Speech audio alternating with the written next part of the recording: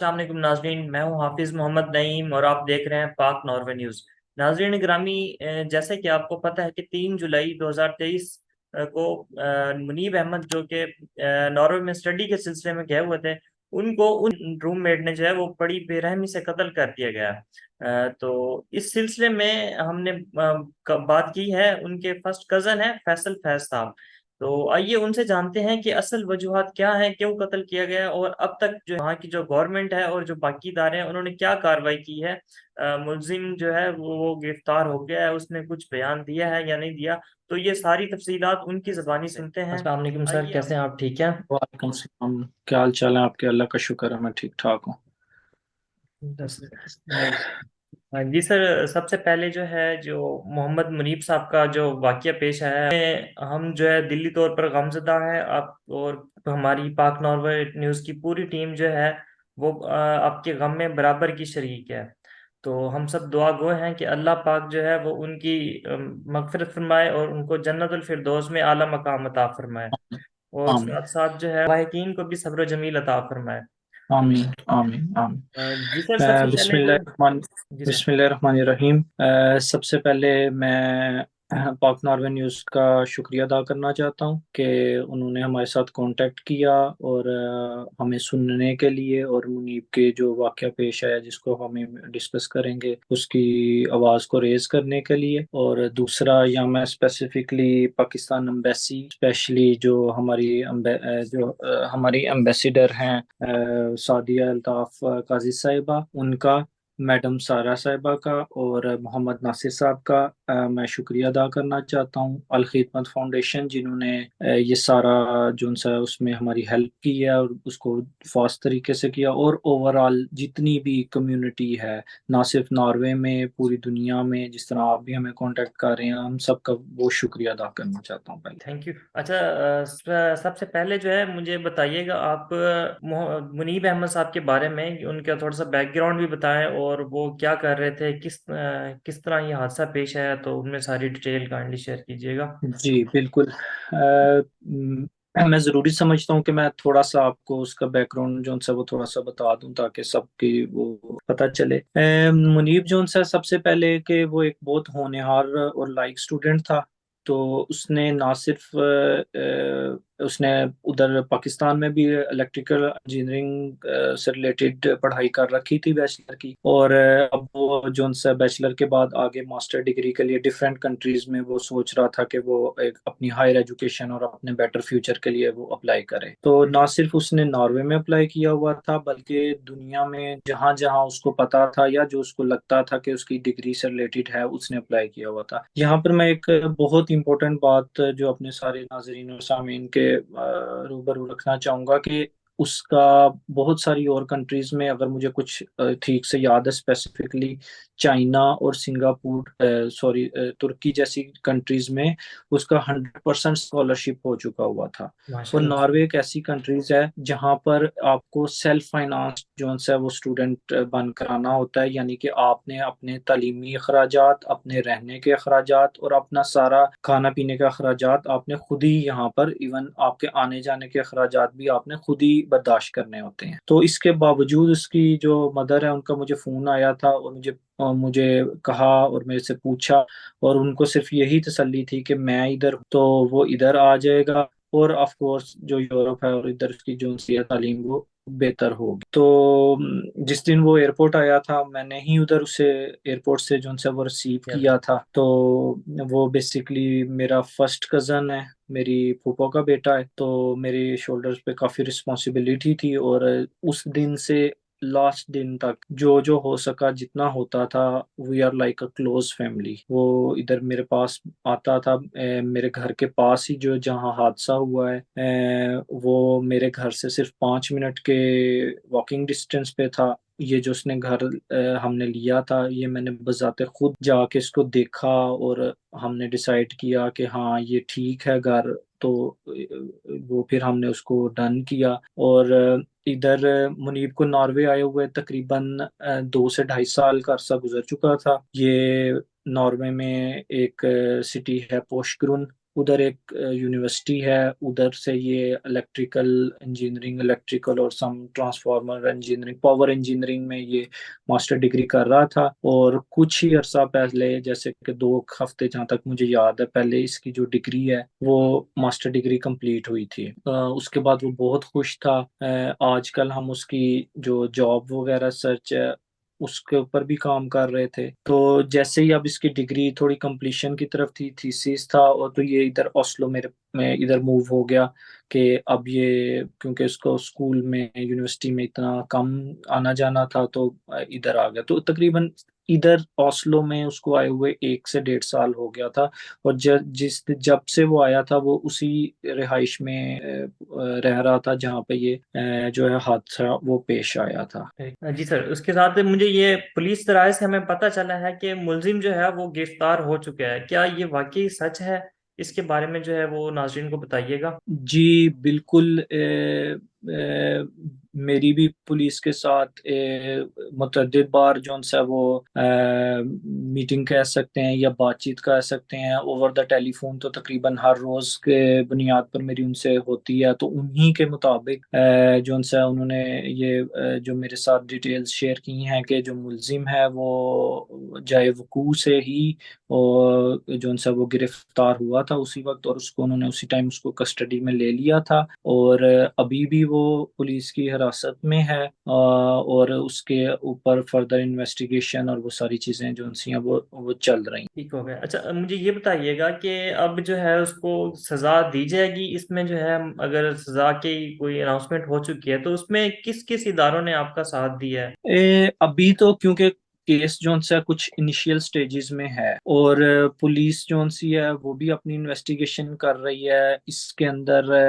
मैं थोड़ा सा बताता चलूं कि जो रिहाइश थी उस टाइम उधर जोन से हैं 4 अफराद मौजूद थे। एक जोन सा है वो मुनीब था, एक जिसने उसका ये कत्ल किया है, और 2 और जो से हैं वो वाकये पर बंदे मौजूद थे जो कि इस वाकये के चश्मदीद गवाह भी हैं। और उन्होंने भी पुलिस के साथ सारा अपना जो भी वो जानते थे वो बयान जो उनसे वो रिकॉर्ड जो उनसे वो करवाया हुआ है। तो पुलिस अपनी तौर पे सारी इन्वेस्टिगेशन वो कर रही है, और जहां तक मेरा इल्म है कि जब तक एक इन्वेस्टिगेशन किसी फाइनल स्टेजेस में नहीं जाती, और जो इधर के रूल्स हैं उसमें वो इतनी ज्यादा डिटेल्स आपके साथ नहीं शेयर करते। लेकिन जो डिटेल्स उन्होंने मेरे साथ शेयर की हैं उसके मुताबिक के ये वाकया सोमवार के दिन जो उनसे 3 जुलाई को पेश आया, उसमें उनको दिन के 12:30 बजे के करीब एक कॉल रिसीव हुई जो एक नेबर से कि इनके अपार्टमेंट में कोई शोर हो रहा है और कोई बंदा जख्मी है। पुलिस ने मुझे ये बताया कि वो फौरन से जाए वकू के ऊपर पहुंचे, और जब वो जाए वकू के ऊपर पहुंचे तो मुनीब जोन्स है वो अभी सांसें ले रहा था। और उन्होंने फुल कोशिश की कि जो इनिशियल फर्स्ट एड होती है वो उसको दें, लेकिन वो नहीं उनके लिए पॉसिबल हो सका उसको बचाना। तो और उसके बाद वही उधर से उन्होंने उसको गिरफ्तार किया और जो विटनेसेस हैं उनके बयान दिए। बाकी जहां तक आपके क्वेश्चन का ताल्लुक था कि किन किन अदारों ने हमारे साथ ताउन किया है, तो इस फिलहाल तक तो जो पुलिस है वो जितना मतलब कि डिटेल शेयरिंग के अलावा वो हर तरह से ताउन हमारे साथ कर रहे हैं। और जो हमारी एम्बेसी ऑफ पाकिस्तान है, जिस तरह मैंने पहले भी बताया, उनकी स्टार्ट से लेकर अब तक हमारी हर स्टेप पर उनकी जो सी है हमारे साथ ताउन जो सा वो शामिल है। और उन्होंने बजाते खुद यकीन दहानी करवाई है कि वो जहाँ तक हो सकेगा, जिस लेवल पे भी उनसे हो सकेगा, वो हमें हमारी इमदाद करेंगे हर तरीके से। ठीक हो गया। अच्छा, ये बता सकते हैं कि उधर जो है, क्योंकि इधर हमारे जो व्यूअर हैं वो ज्यादातर पाकिस्तान से हैं, तो उसमें आप बताएंगे कि कितने परसेंट जो है वो इंसाफ की तवक्को की जा सकती है, और इसमें मजीद जो है वो कितना अरसा दरकार है? अरसे का तो नहीं बताया जा सकता, क्योंकि ये तो जिस तरह पूरी दुनिया में केस चलते हैं उनकी हेयरिंग्स होती हैं और उसके अंदर किस तरह चीजें अनफोल्ड होती हैं ये तो उस चीज के ऊपर डिपेंड करता है। और सजा के चांसेस तो क्योंकि जो यहाँ की लोकल कम्युनिटी से मेरी बात हुई है, मेरी कुछ लॉयर से बात हुई है, और कुछ पुराने केसेस उसकी हिस्ट्री के हवाले से वो बात है कि जिस तरह का ये वकूआ हुआ है उसने, और मुलजिम जो सा है वो जाए वकूआ से पकड़ा गया है, उसने जो वेपन्स उधर यूज की हैं वो भी जाए वकूआ से बरामद हैं, उसने इस हादसे से वाबस्तगी का भी इजहार किया है। आल दो पुलिस के मुताबिक जो उससे क्वेश्चन किया गया था कि ये तुमने किया, गिल्टी हो या नहीं, उसके ऊपर वो खामोश रहा है। अब थोड़ी मेरे पास फर्दर डिटेल्स नहीं है कि उसके ऊपर भी उसने आंसर किया है या नहीं, लेकिन उसने इससे वाबस्तगी का इजहार किया है। और प्लस जो दो गवाह हैं उन्होंने भी गवाह दिए हैं, और उनमें से एक गवाह जो बिल्कुल मुनीब के कमरे के साथ, यानी कि जो जी। कमरा, जो दो कमरे थे उनके साथ रहता था, उससे मेरी पर्सनली इस बारे में बात हुई है, और उसने सारा बयान भी मुझे बताया है जो उसने पुलिस को वो बताया है। तो इन सारी चीजों को मद्देनजर रखते हुए जो मुझे लगता है या जो होना चाहिए कि इस बंदे को जल्द से जल्द सजा होगी, और जो नॉर्वे के कानून के मुताबिक एक कत्ल के केस की मैक्सिमम सजा होती है वो इसको इंशाल्लाह जो सी है वो दी जाएगी। अच्छा, ये सुनने में आया कि जो मुनीब अहमद थे ये काफी खुश इखलाक और जो है वो बड़े काइंड काइंड इंसान थे, तो उनके बारे में थोड़ा मजीद हमें बताएंगे आप? जी, मुनीब जोन सा, जिस तरह मैंने स्टार्ट में भी कहा कि वो एक बहुत ही होनहार, खुश इखलाक और धीमे मजाज का जोन सा वो आदमी था। उसकी ये नेचर में ही नहीं था कि वो, मतलब कि वो चुप चुप तबीयत का आदमी था, कि लोगों की बात सुन भी लेना है उसको, उसने अब्जॉर्व भी करना है, और किसी से कोई लड़ाई झगड़ा तो एक बहुत आगे की बात चली जाती है, क्योंकि मैं भी यहाँ पे लोगों से सुन रहा हूँ, क्योंकि ऐसे वकूआ में अक्सर और बेशतर यही सामने आता है कि शायद कोई लड़ाई हुई होगी या शायद इस तरह का कुछ हुआ होगा। तो जो अभी तक इंफॉर्मेशन सामने आई है, और जिस तरह मैं उसको पर्सनली जानता हूँ, पर्सनली क्या, कि हम तो जैसे बिल्कुल एक थे, जिस तरह मैंने बताया मेरा घर बिल्कुल फर्स्ट कजन साथ थे था, उसको आपके? जिस दिन बिल्कुल काम से छुट्टी होती थी, उसको यूनिवर्सिटी से छुट्टी हो जाती थी, वो मेरे पास ही आता था, हम इधर इकट्ठे इधर ही रहते थे, वो इधर सो भी जाता था मेरी तरफ, हम वो खाते पीते थे, हर चीज मेरे साथ वो शेयर करता था। तो उसके काम से भी किसी किस्म का भी कोई, उसकी यूनिवर्सिटी से भी किसी किस्म का कोई मामला नहीं इस तरह का। और मैं गाहे बगाहे उसको, जहाँ पे वो रहाइश पजीर था, उससे मैं पूछता रहता था कि मुझे बताओ कि वहाँ पे तुम्हारे से सब अच्छे तरीके से पेश आते हैं और सारा मतलब के मामला ठीक चल रहे हैं। तो उसने कभी किसी चीज का अंदेशा नहीं किया, कि एक एक चीज होती है कि किसी को लाइफ थ्रेटनिंग अंदेशा होता है, तो उसने लाइफ थ्रेटनिंग अंदेशा तो दूर, उसने कभी कोई छोटी मोटी बात भी नहीं जो सी है वो शेयर की। लेकिन जो मुझे थोड़ी सी मालूमात हुई हैं कि जो ये इस बंदे का बैकग्राउंड था, जो कि मीडिया के ऊपर आ रहा है मेरा, और जो मुझे उसके गवाह से पता चला है, वो किसी एक अफ्रीकन कंट्री से उसका जो सा वो ताल्लुक था, तो जो कि यहाँ पर इसको बोलते हैं पनाह गुजीर या अजाइलम के ऊपर जो सा वो इधर आया हुआ था। और वो इस रिहाइश के ऊपर मुनीब से भी पहले का रह रहा था, जो कि मुझे पता चला है डिफरेंट उस गवाह से और डिफरेंट उनसे। और इसका मतलब है कि ये दोनों एक दूसरे को 1.5 साल से जानते थे, एक दूसरे से मानूसियत थी, और उस गवाह के मुताबिक इस तरह का कोई भी जो सा वो मसला इनमें आपस में नहीं था। हाँ, छोटी मोटी जो नोक झोंक है वो जब ऐसे 8-10 लोग, 4-5 लोग जी इकट्ठे सर। रहते हैं तो वो होती रहती है। जो जिस तरफ उसने इशारा किया था तो वो इसी तरह की छोटी मोटी वो बातें थी, वो कोई भी एक ऐसी बात नहीं जिसकी बात पे आप एक कंक्रीट कह सकते हैं हाँ यार कुछ ऐसा हो गया। कि ये तो इस तरह की बात है ना कि आप मतलब कि किसी को, आपको कहते हैं बदला, जिस तरह हम पाकिस्तान में कहते हैं कि जी बदला लिया है किसी ने, जी सर। किसी ने किसी का कत्ल किया हुआ था तो उसने उसका बदला लिया, और इस तरह के उन्होंने सिचुएशन है। तो इस तरह का तो बिल्कुल भी नहीं। वो एक फैसलाबाद में एक एक न, अच्छी सी फैमिली से बिलोंग करता था ना।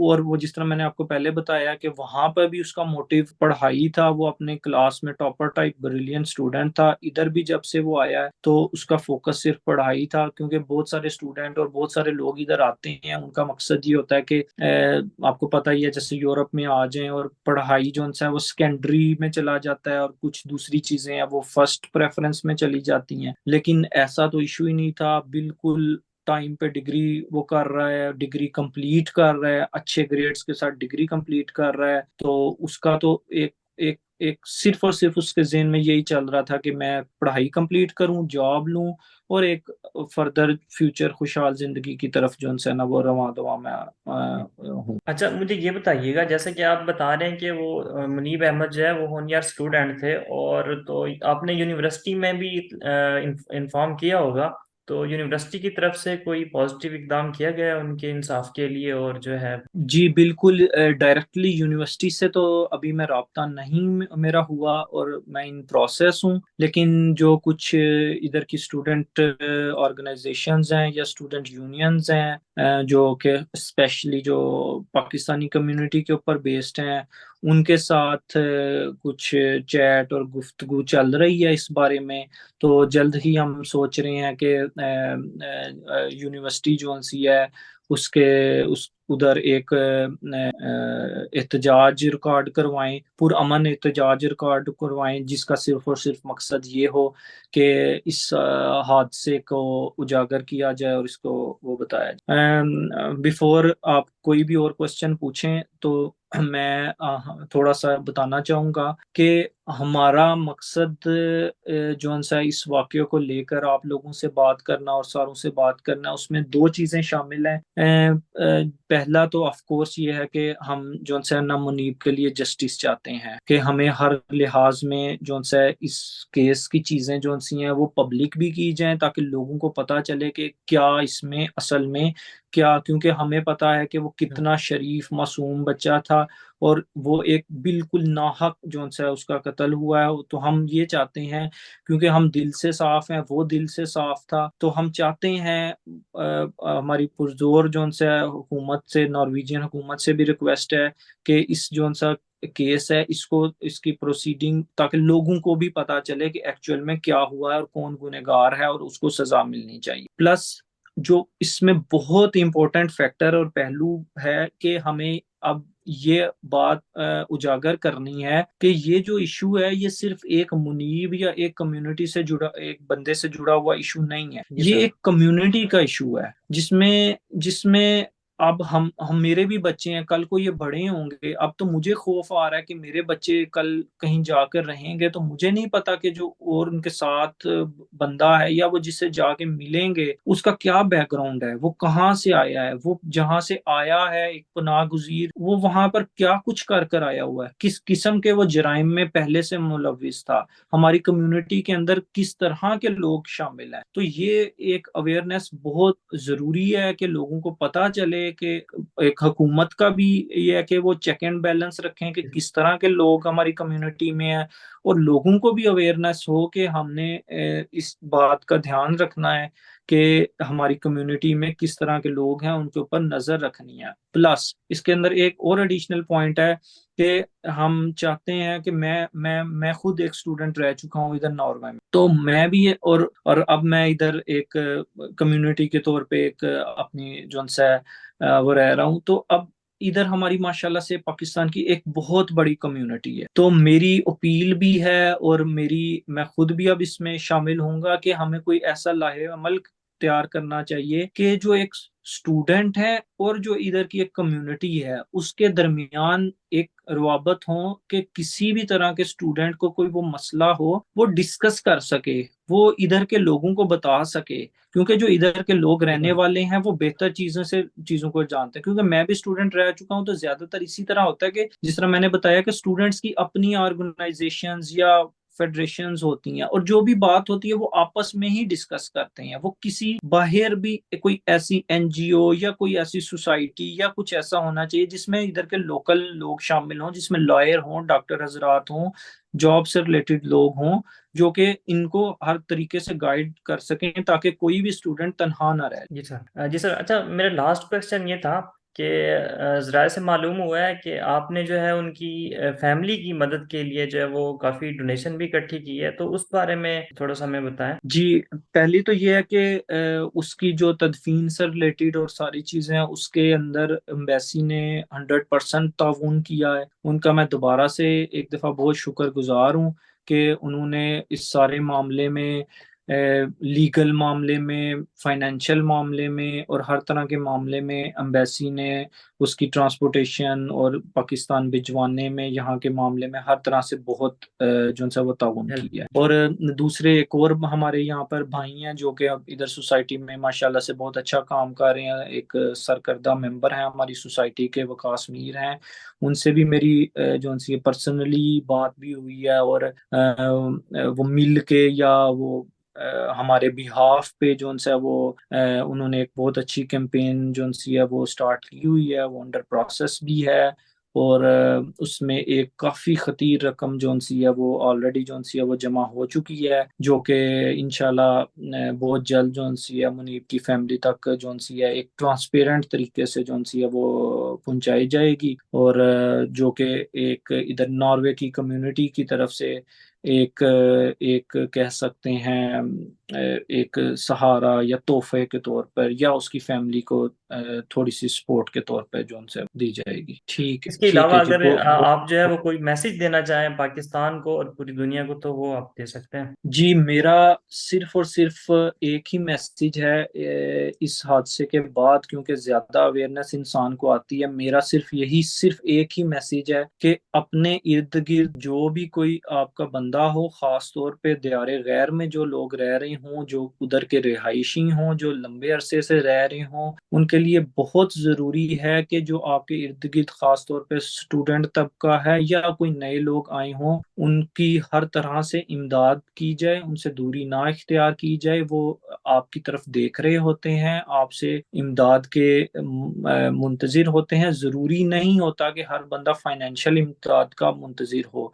उनके और भी बहुत सारे मसाइल होते हैं जो कि उधर की लोकल कम्युनिटी बिल्कुल विदाउट एनी स्ट्रेस लिए वो उसको सॉल्व कर सकते हैं। जी फैसल साहब, थैंक यू सो मच। आपने जो है अपने कीमती टाइम में से हमें टाइम दिया, तो इसके लिए हम आपके थैंकफुल हैं। Thank you so much.